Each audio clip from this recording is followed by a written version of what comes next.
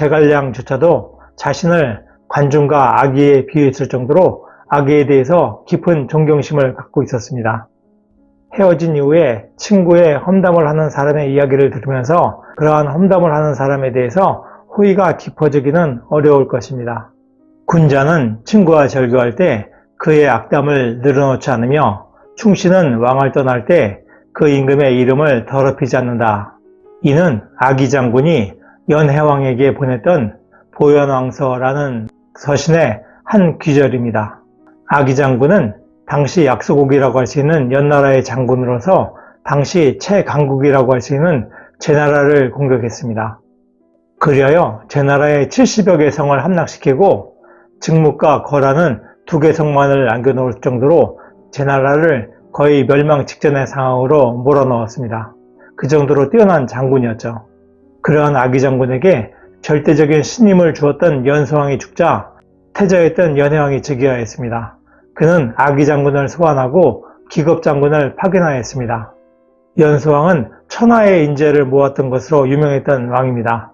그는 과계라는 인물로부터 선시어회, 즉 과계부터 시작하라는 말로 유명했던 그때 왕입니다. 죽은 천리마의 뼈를 500금을 주고 사게 되면 살아있는 천리마를 가진 사람들이 사방에서 몰려들 것이다. 그와 마찬가지로 자신 같은 보잘것없는 인물이라도 일단 스승으로 모시게 되면 주변에 있는 인물들이 과계보다 더 뛰어난 인물들이 과계마저도 저런 자리에 오르면 나는 더 좋은 대우를 받을 것이다 하면서 사방에서 몰려올 것이다 라는 말을 했습니다. 그래서 연소왕이 과계를 대우하게 되니까 실제로 아기 같은 천하의 현명한 사람들이 연소왕에게 몰려들어서 연나라가 크게 강대하게 됩니다. 그러한 연소왕이 죽게 되고 연해왕이 즉위하게 되니까 연해왕은 아기를 소환하였습니다. 그는 태자 시절에 아기 장군이 증묵과 거만을 남겨놓고 나머지 이성을 다 평정했는데 증묵과 거를 함락시키지 못하는 것은 그가 제나라 왕을 노리기 때문이다 라는 그런 말을 연소왕에게 했었는데 연소왕은 그 말을 듣고 제나라를 다 평정하게 되면 나는 아기를 제나라 왕으로 봉할 생각이다 하면서 태자였던 연해왕을 몹시 꾸짖고 매질하 했습니다. 그를 통해서 연해왕은 아기에 대해서 악감정을 가지고 있게 되었는데 마침 제나라의 전단 장군이 아기가 증묵과 거를 함락시키지 않는 것은 제나라에서 왕이 되고자 하기 때문이다 라는 유언별을 퍼뜨려서 이 관계를 쓰게 되니까 연해왕이 아기 장군을 소환했던 것입니다. 그래서 기겁 장군을 파견하게 되는데 아기 장군은 자신이 돌아가게 되면 죽을 것이다 라고 생각해서 조나라로 망명을 합니다. 이후에 전단 장군의 기습에 의해서 기겁 장군이 전사하게 되고 연나라는 제나라에서 차지했던 모든 영토를 잃게 됩니다.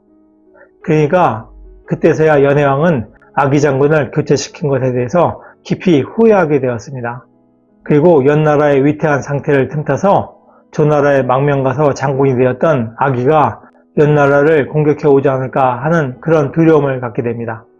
그래서 아기 장군에게 편지를 보내게 되는데 그는 아기 장군을 소환한 것은 아기 장군에게 휴식을 취하게 하기 위한 것이다 라고 하면서 자신의 선왕이었던 연소왕이 그에게 많은 은혜를 베풀었는데 그 은혜를 어떻게 갚을 것인가 하고 물었습니다. 그러자 아기 장군은 거기에 대해서 답장을 하게 되는데 자신이 연소왕의 은혜를 입었던 것은 잊지 않고 있습니다 하면서 했던 말이 군자는 친구와 절교할 때 그의 악담을 늘어놓지 않으며 충신은 왕을 떠날 때 그 임금의 이름을 더럽히지 않는다 라는 말을 했던 것입니다. 그를 통해서 아기 장군은 연해왕에게 자신은 연나라의 어려움을 틈타서 연나라를 공격할 생각이 없다 하는 그런 의사를 표현했습니다. 그를 통해서 연해왕은 안심하게 되죠. 이 보현왕서는 이후에 제갈량이 출사표를 쓰는데 많은 영향을 주게 됩니다. 사람과의 사귐과 헤어짐에 있어서 헤어진 이후에 그 사람의 행동을 보게 되면 그 사람의 깊이를 알 수 있는 경우가 많습니다. 헤어진 이후에 친구의 험담을 하는 사람의 이야기를 들으면서 그러한 험담을 하는 사람에 대해서 호의가 깊어지기는 어려울 것입니다. 아기는 전술적으로는 명장이었으며 인간적으로는 진국이었습니다.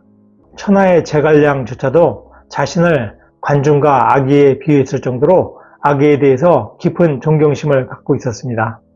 아기가 의도가 분명했던 연해왕의 소환에 대해서 소환에 응하여 죽임을 당하고 그의 일가족이 몰살했다면 아기는 단순히 충직한 명장으로 이름을 남겼을 것입니다.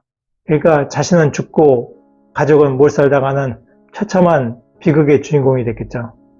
그러나 악의적이고 부당한 소환에 대해서 아기는 잠시 몸을 피하는 그런 방책을 썼습니다. 그래서 결국 연해왕은 자신의 잘못을 뉘우치게 되고 결국 아기는 자신과 일가의 목숨을 구했습니다. 그리고 그가 보현왕서에서 보였던 겸손하고 진솔한 지혜로운 답변은 오늘날에도 깊은 울림을 주고 있습니다. 결국 아기는 조나라와 연나라 사이를 오가면서 자유롭게 살게 되었습니다. 그리고 연나라에 있었던 그의 자식들은 높은 대우를 받으면서 평안한 삶을 누리게 됩니다. 노력하는 여러분의 동반자, 동반TV입니다. 감사합니다.